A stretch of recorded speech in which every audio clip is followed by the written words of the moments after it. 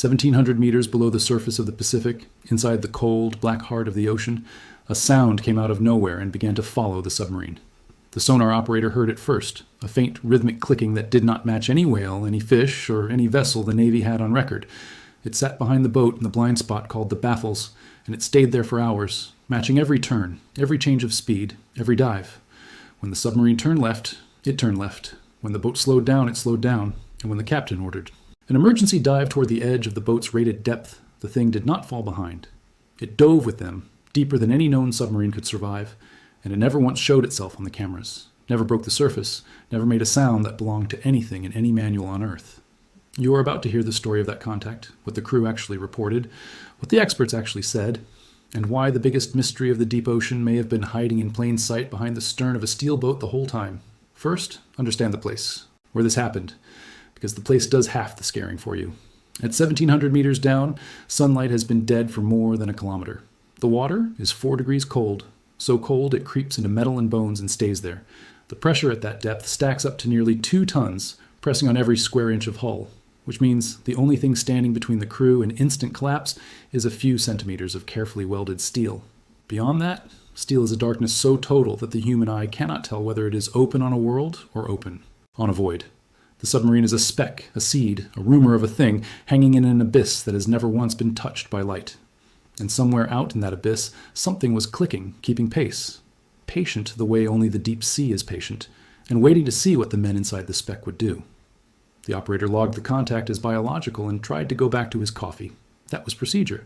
Whales click, dolphins click. There are things down there that make sounds no one has named yet, and 99 times out of 100 the contact wanders off and the log gets closed. But this one did not wander off. It held station behind the stern for 6 hours, then 9, then 12, and on the second night it did something that no whale had ever been recorded doing. It accelerated all at once from a slow stalk to a sprint that no animal and no machine in the ocean was supposed to be able to make, and it ran up the entire length of the submarine in less than 4 minutes. The operator sat forward in his chair and stopped breathing. The officer of the deck was called, and that is where this story stops being a routine watch and becomes the kind of report that gets whispered about in sonar schools for decades afterward. The mission itself was nothing strange. The submarine was running a classified acoustics trial in the Western Pacific, testing new listening arrays under real conditions near the Tonga Trench, where the seafloor drops away more than 10 kilometers, and the water column behaves like a giant cathedral for sound. The boat was ordered to run silent, which means pumps off, fans off, voices low, the whole crew moving like ghosts through a machine that barely hums. In that kind of silence, a submarine becomes one of the quietest places humans have ever built, and its ears become almost uncomfortably good. The towed array, a long cable of hydrophones streaming behind the stern, listened to the ocean the way a blind man listens to a room. And on the third night of the trial, in the middle of the mid-watch, with the boat creeping along at minimum speed, the array heard something that did not belong to the room as the manual described it. The sonar shack on a modern submarine is a small, dim room full of glowing screens and men who speak in whispers. The operator that night was young, newly qualified, still learning to tell the difference between a shrimp and a destroyer in the noise.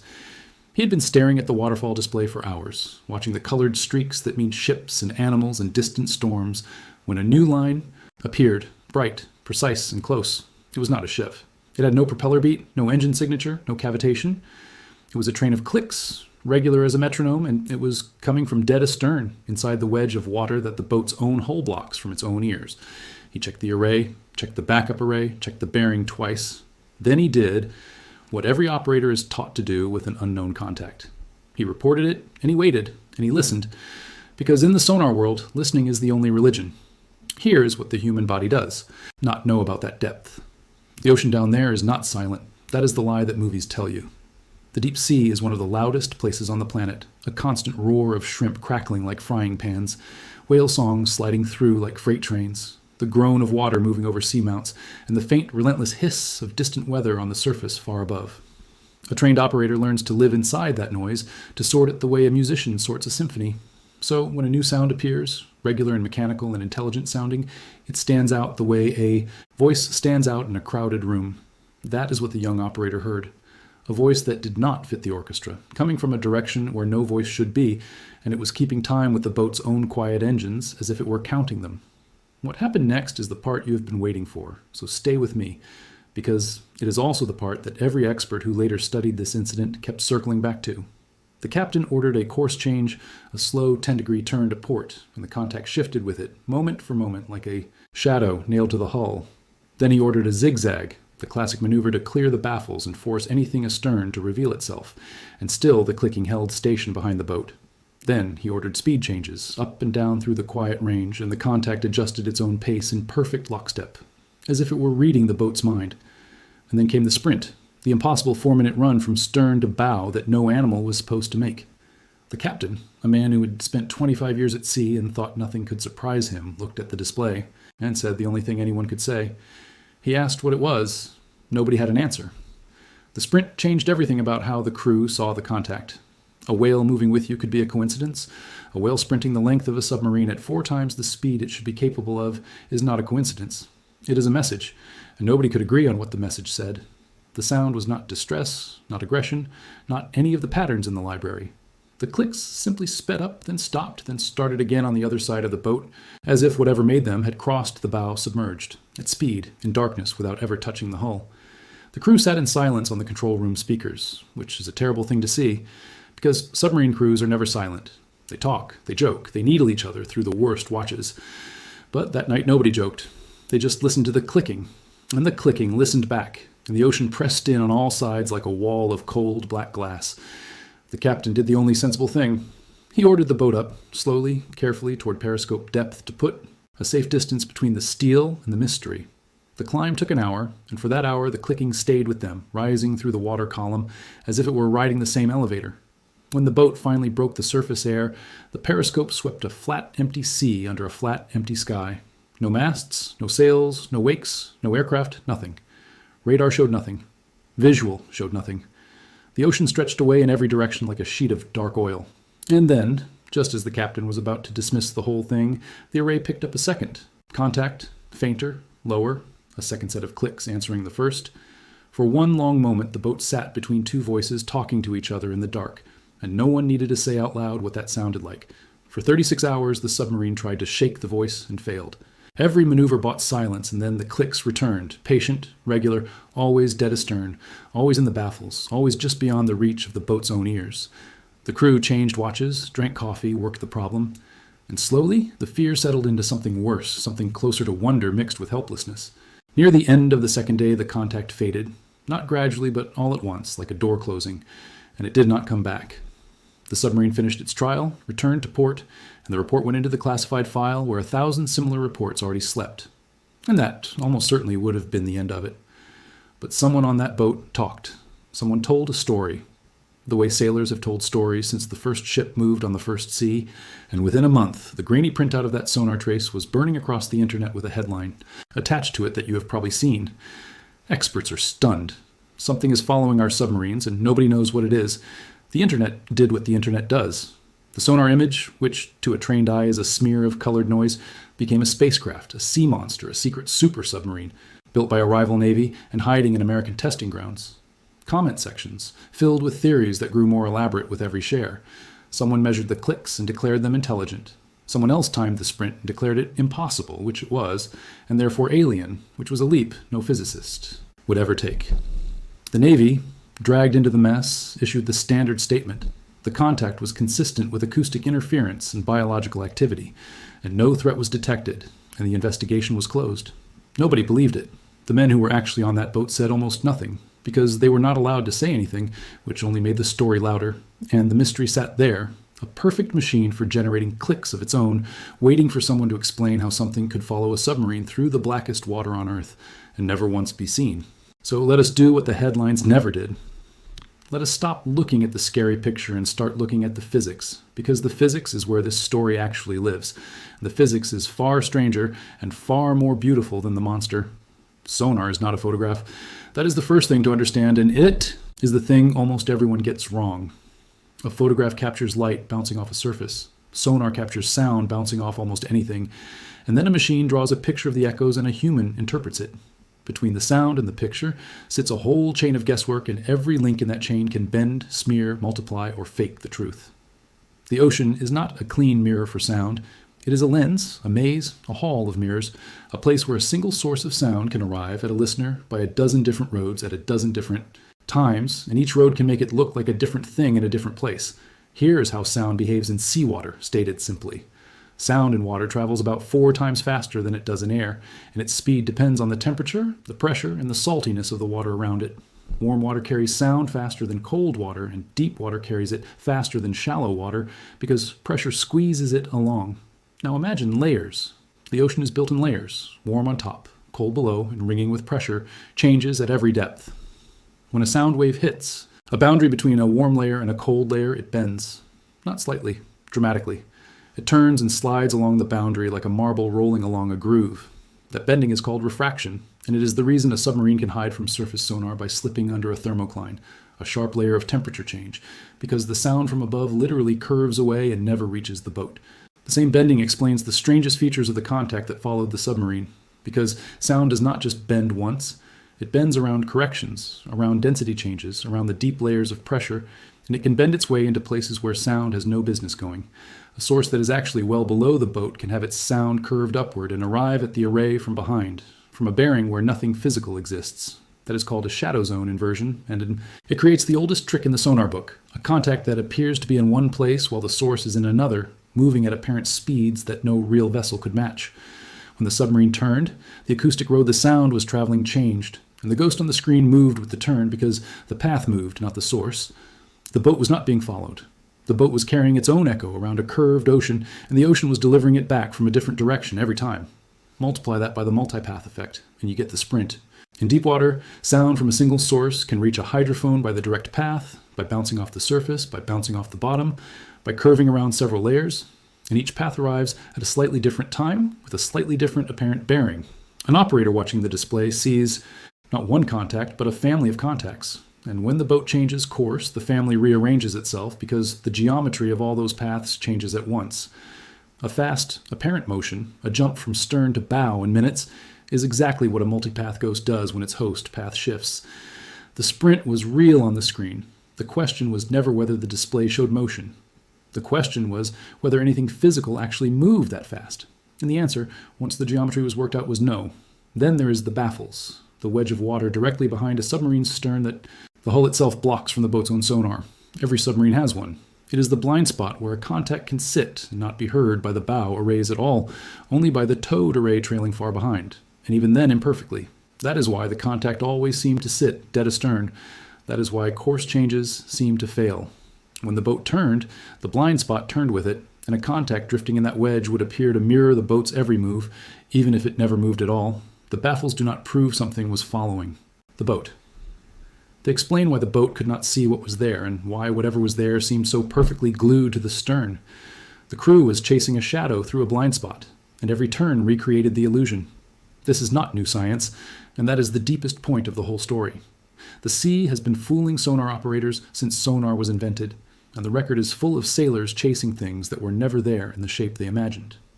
In the Atlantic during the war, destroyers spent depth charges on phantom submarines that turned out to be rocks.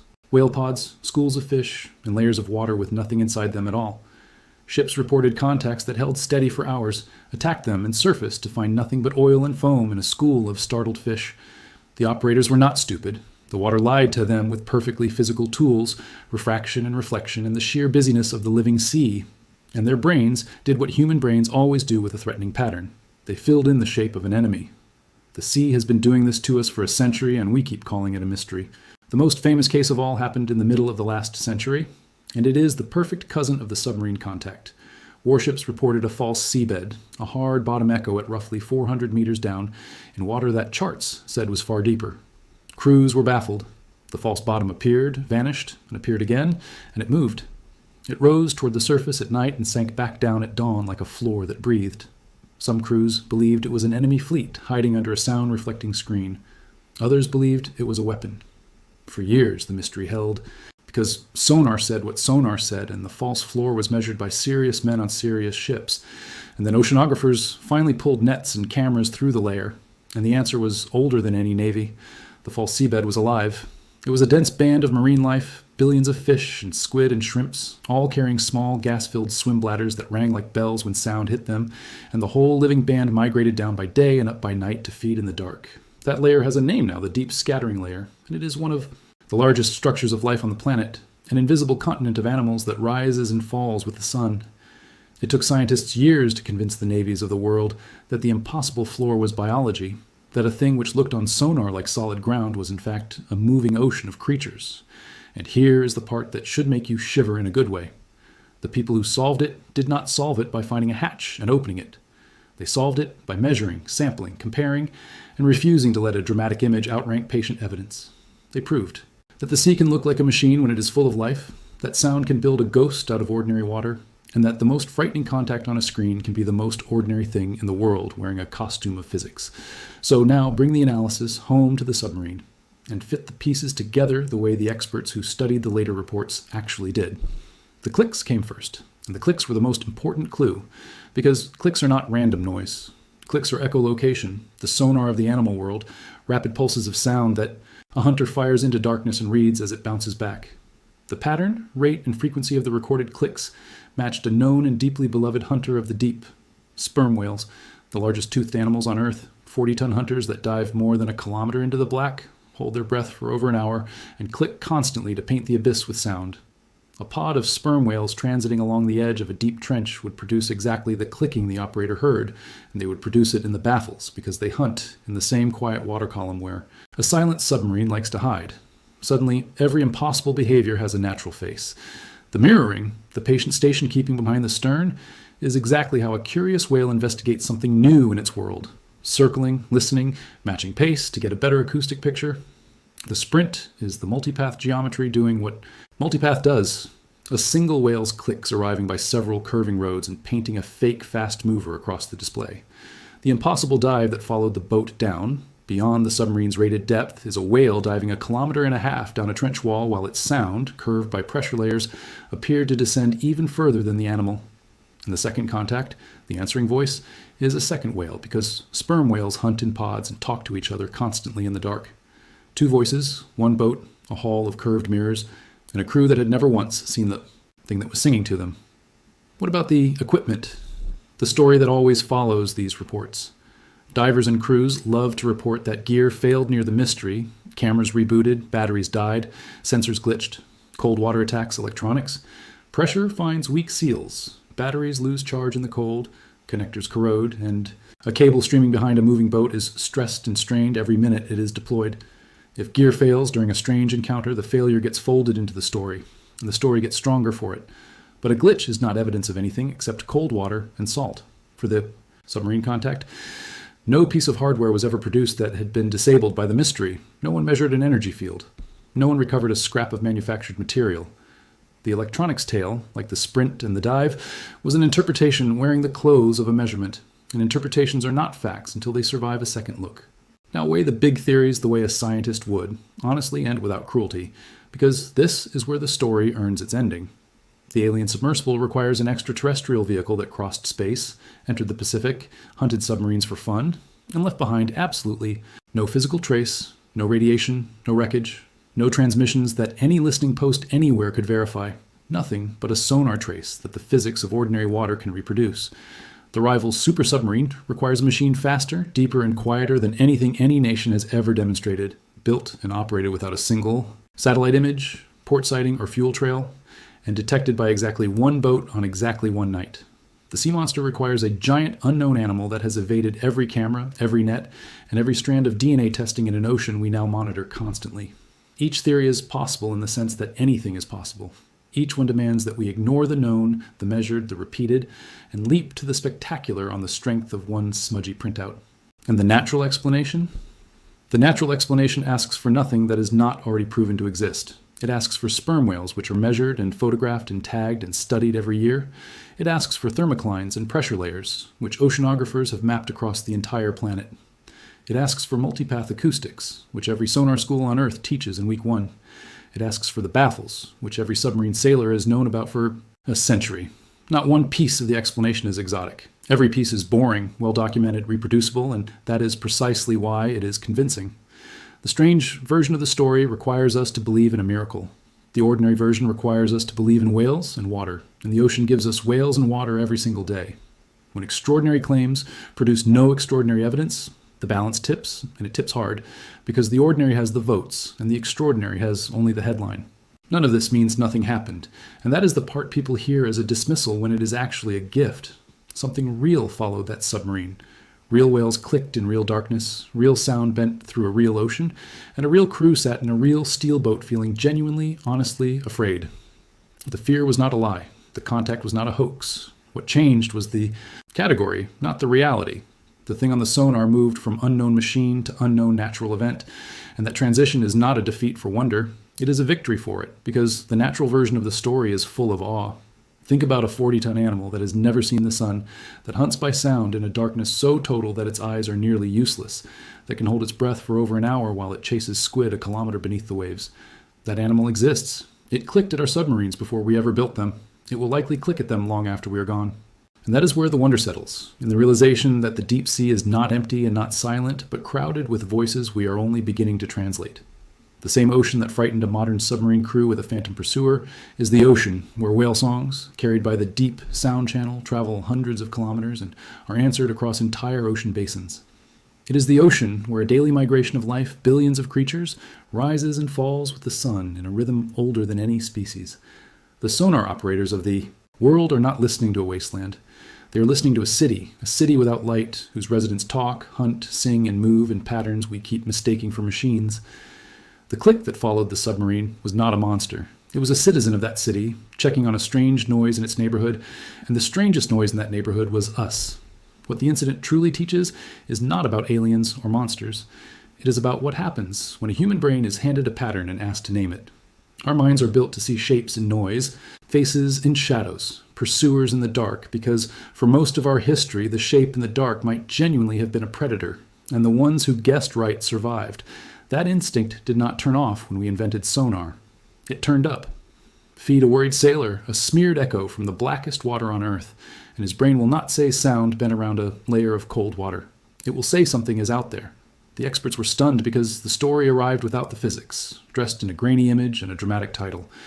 Once the physics arrived, slowly, patiently, the way science always arrives, the stunning part was not that the sea had fooled us.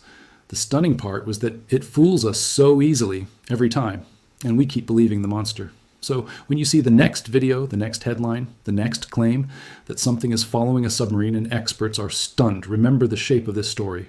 Remember that sonar is not a photograph. Remember that sound bends through layers of water like light through glass, that it arrives by crooked roads and paints ghosts on honest screens, and that the ocean is so full of life that a band of fish can masquerade as the seafloor itself. Remember the baffles behind every boat, the blind spot where shadows live, and the 40-ton hunters that click their way through the abyss without ever once needing light to see. And ask the question that every good scientist eventually learns to ask, which is more likely that the universe sent something across the stars to follow one submarine for 36 hours, or that a whale passed a quiet boat in the dark and the ocean did what the ocean always does, bent the sound, doubled it, and let our own fear draw the picture. If this story gripped you, if you felt that cold crawl watching the clicks close in on the boat, then do one small thing for the channel before you go, because it genuinely keeps these deep-sea mysteries reaching new viewers. Tap the like button. It costs nothing, it takes 1 second, and it tells the algorithm that there are still people who want real ocean stories told, honestly. And if you want the next dive into the dark, the next sonar trace, the next mystery of the water column, then hit subscribe and ring the bell, because there are hundreds of these reports sitting in the files, and every one of them deserves the same patient look we gave this one. But most of all, I want to hear from you. Scroll down, find the comment box, and tell me your theory. What do you think was following that submarine? Put it in your own words, because somewhere in this comment section, the next great ocean debate is already starting, and I read every single one of them.